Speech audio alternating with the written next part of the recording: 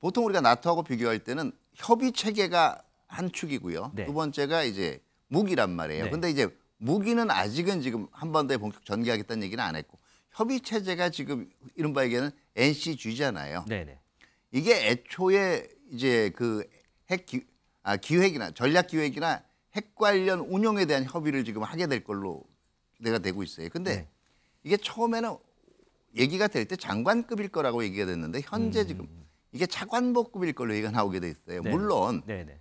이렇게 차관복급으로 하면 실무적인 협의들을 위주로 하기 때문에 굉장히 발빠르게 협의가 진행이 됩니다. 정말 상설력 협의. 그런데 문제는 차관복급 협의가 되면은요. 예. 차관복급 협의가 되면 위임받은 권한이 제한되기 때문에 그러니까 더 나간 조치들을 협의하는 데는 상당히 취약할 수밖에 없어요.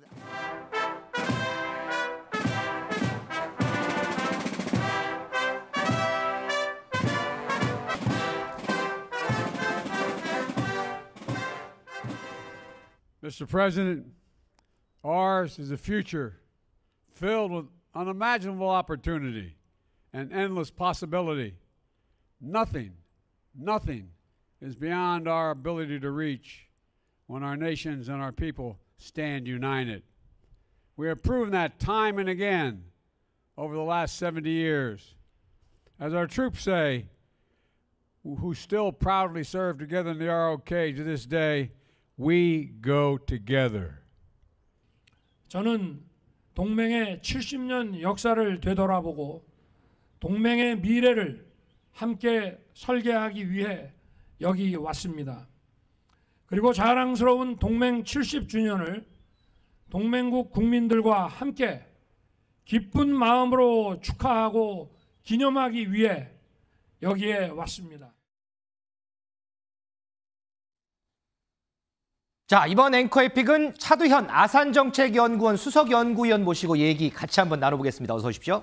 네, 안녕하십니까. 자, 앞서 보신 것처럼요. 공식 환영식을 시작으로 한미 정상회담이 진행이 됐습니다. 어제 회담 약 한 80분간 진행이 됐는데 핵심 참모 등 소수 인원만 참여하는 소인수 회담이 47분 정도 진행이 됐고요. 확대 정상회담이 30분 정도 진행이 됐습니다. 자, 이를 통해서 미국의 확장 억제 강화 방안을 담은 여기 뒤에 나오죠. 워싱턴 선언이 공식 발표가 됐습니다. 자, 그러면 공동 기자회견 내용도 좀 듣고 오겠습니다. 오늘 바이든 대통령과 회담을 통해 한미동맹 70년 역사의 새로운 장을 열게 된 것을 기쁘게 생각합니다. 아울러 저와 바이든 대통령은 자유사회를 위한 우리의 신념과 비전이 일치함을 다시 확인했습니다. 오늘 우리가 마련한 미래로 전진하는 행동하는 한미동맹의 청사진을 바이든 대통령님 그리고 양국 국민들과 함께 충실히 이행해 나가기를 희망합니다. 핵 협의 그룹의 활동에 대해서는 함께 정보를 공유하고 같이 일을 한다는 것입니다. 이거는 하나의 새로운 확장 억제 방안이고 그렇기 때문에 더욱 강력하다고 자신할 수 있습니다. A nuclear attack by North Korea against the United States or its allies or partisans or partners is unacceptable and will result in the end of whatever regime were to take such an action. Other things today, but the bottom line here is there's even closer cooperation, closer consultation. 자, 김준일 에디터. 이 워싱턴 선언이라는 것이 한미 정상회담 공동 선언문 안에 있는 게 아니고 별도의 문건으로 이렇게 발표가 됐어요. 이 워싱턴 선언 설명을 좀 부탁드릴게요. 예. 그러니까 핵 억제, 그러니까 확장 억제와 관련해서 별도로 이제 문건을 만들었다라는 건데 네. 지금 확장 억제 같은 경우에는 뭐 이제 우리 시청자분들이 잘 아시겠지만 혹시 모르는 분들이 있어서 말씀을 드리면은 네. 기존에 있던 개념입니다. 그러니까 확장 억제란 말이 처음 들어간 거는 2006년에 공식적으로 들어간 거는 2006년에 노무현 정부 때 북한이 1차 핵실험을 한 다음에 안보 불안이 가중되니까 그때 억제 전략을 확장돼서 익스텐디드 해가지고 한국까지 이제 우방국까지 씌워주겠다라고 한 거거든요. 네. 그러니까 이 개념 자체는 계속 발전해 왔는데 이제 여기에서 워싱턴 선언에서 이제 별도 문건으로 이렇게 나왔다라고 하는 거는 이거에 대해서 대통령끼리 문건으로 약속을 했다. 그동안에는 이제 국가 대 국가지만 실무진 간에 이제 얘기들이 오갔다라고 한다라면은 그 정도로 중요하게 생각을 한다라는 거고, 쉽게 얘기를 하면은 미국의, 그러니까 나토 같은 경우에는 이제 핵 계획 죄송합니다. 제가 영어가 생각이 안 나가지고 뉴클리어 플래닝 이제이라고 해가지고 그 선언이 있었잖아요. 그러니까 그거를 이제 1968년도에 모델을 본딴 거거든요. 그래서 핵을 사용할 때, 그러니까 핵을 사용할 때 있어서 충분히 협의를 한다. 아하. 이런 개념으로 좀 보면 될 것 같아요. 그래서 우리의 핵 사용과 관련해서 이제 발언권이 세졌다고 보면 되는데, 다만 윤석열 대통령이 핵을 개발하는 거에 있어서 사실상 포기를 했다. 이런 언론 보도들이 나와서 이거가 이제 자체 뭐 핵 개발 여론이 굉장히 국내에서도 강함에도 불구하고 이런 거를 포기하는 것이 맞느냐, 이런 좀 보수 진영에서의 비판도 나오고 있습니다. 명칭보다 이렇게 설명을 해주시면 더 잘 알아들을 수 있을 겁니다. 자, 차재현 수석위원 하나하나씩 조금 제가 좀 분석을 해볼게요. 자, 먼저 핵 협의 그룹, 뭐 NCG라고 하는데 이걸 설립을 선언을 했어요. 이 NCG 설립의 의미는 뭔가요? 네, 조금 더 보충 설명을 드릴게요. 확장 억제라고 얘기하면 2006년 이전에는 그러면 핵을 가지고 당할 때 미국은 모른다 그랬느냐, 그러면 그건 아니에요. 핵 우산이라는 개념이 있었습니다. 그렇죠. 예, 예. 즉 우리가 핵무기로 공격당하면 핵무기로 보복해주겠다라는 건데요. 확장 억제는 세 가지 측면에서 확장이라는 의미를 지닙니다. 하나는 영토상의 확장이에요. 미국이 마치 공격당한 것처럼 대응해주겠다. 두 번째, 반드시 핵이 아니더라도 다른 어떤 수단을 이용해서든 보복해주겠다. 그다음에 결과적으로 세 번째는 맞은 후에 보복뿐만 아니라 최초의 그 징후를 탐지하고 경고를 하는 거에서부터 요격 모든 전 과정을 동맹국과 같이 하겠다는 의미에서 익스텐드입니다. 그런데 네. 역시 사실은 핵을 가지지 않은 입장에서는 불안한 거예요. 그렇죠. 네. 예, 핵우산보다 강력해졌다라고 얘기하는데 세 가지 질문이 있는 거죠. 첫 번째는 과연 정말 내가 핵으로 공격 상태 보복해 줄 것인가? 뭐 의문이 들 수가 있죠. 네, 두 번째, 아무래도 내가 핵으로 공격당했는데 재래적으로 보복하기에는 정서상 용납이 안 되잖아요. 핵무기로 보복해 주실 것인가? 세 번째, 미국이 위험에 처해도 위험을 감수하고 보복해 줄 것인가? 이게 이제 확장 억제 공약에 대한 핵심이었단 말이에요. 여기에 대한 계속적인 사실은 의문도 있어 왔고, 좀 한국 내에서도 보장이 불충분하다는 여론이 특히 북한 핵 위협의 고조와 함께 계속 제기가 되어 왔습니다. 네네. 그런데 사실 이번 정상회담에서 4개 분야로 워싱턴 선언을 볼 수가 있어요. 첫 번째 하나는 핵으로 공격 당했을 때 핵으로 대응해 주겠다. 핵을 포함한 수단을 분명히 모든 수단을 동원한다 그랬으니까요. 그 과정에서 이제 한미 간에 협의하겠다는 게 하나고, 두 번째는 이런 핵 사용 시에 이 협의뿐만 아니라 핵 운용이라든가 기획, 전략 기획과 관련된 협의들을 진행해 나갈 수 있는 핵 협의 그룹을 만들겠다. 뉴클리어 컨설티브 그룹을 만들겠다라는 게 두 번째고요. 세 번째는 평시에 이런 핵 운용, 핵 공격, 핵 위협을 가상한 훈련이라든가 아니면 시뮬레이션 같은 거를 강화를 하고, 또 실질적으로 자산 전개도 이 탄도미사일 발사, 원자력 잠수함과 같은 전략 자산들을 규칙적으로, 다시 말해서 항상 준비하고 있겠다라는 얘기고요. 네 번째, 그 대신 이제 별도로 이제 한국의 자체 핵무장은 계속 NPT를 준수한 측면에서 하지 않겠다라는 건데요. 그렇죠.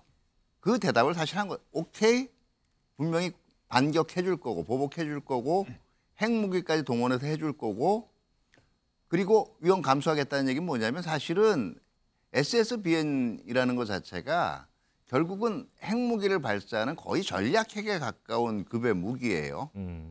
이게 한반도 근해를 돌아다니게 되면 결국은 북한을 응징하는 데서 끝나는 게 아니라 이게 확전의 위험성이 있습니다.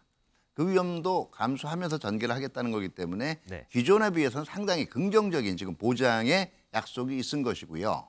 그러면 우리가 지금까지 갖고 있던 의구심들을 해소해 줄 만한 그런 약속을 한 거다, 이렇게 쉽게 보면 되나요? 다만 지금 보통 우리가 나토하고 비교할 때는 협의 체계가 한 축이고요. 네. 두 번째가 이제 무기란 말이에요. 네. 근데 이제 무기는 아직은 지금 한반도에 본격 전개하겠다는 얘기는 안 했고, 협의 체제가 지금 이른바 얘기하는 NCG잖아요. 네네.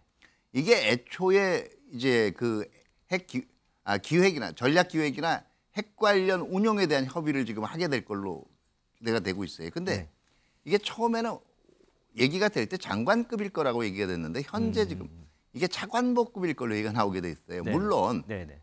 이렇게 차관복급으로 하면 실무적인 협의들을 위주로 하기 때문에 굉장히 발빠르게 협의가 진행이 됩니다. 정말 상설 협의. 그런데 문제는 차관복급 협의가 되면은요. 예.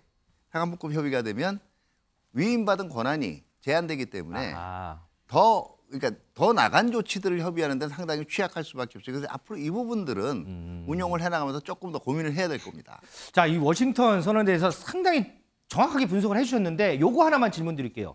북한의 핵 개발이 고도화되면서 우리나라에서도 우리가 핵을 가져야 된다는 여론이 높았거든요. 그런데 네네. 이번 워싱턴 선언으로 인해서 우리의 자체 핵 무장은 안 하겠다고 약속을 했어요. 이 부분을 어떻게 좀 해석을 해야 될까요? 네, 그 전문가 그룹에서는 이번 워싱턴 그룹에서 선언에도 불구하고 자체 핵 개발 주장을 하는 분들이 여전히 있을 거예요. 근데 아마 제가 볼 때는 일반 국민들 선에서는 아마 우려해서 상당 부분 도움이 될 수가 있는 게 딱 하나입니다.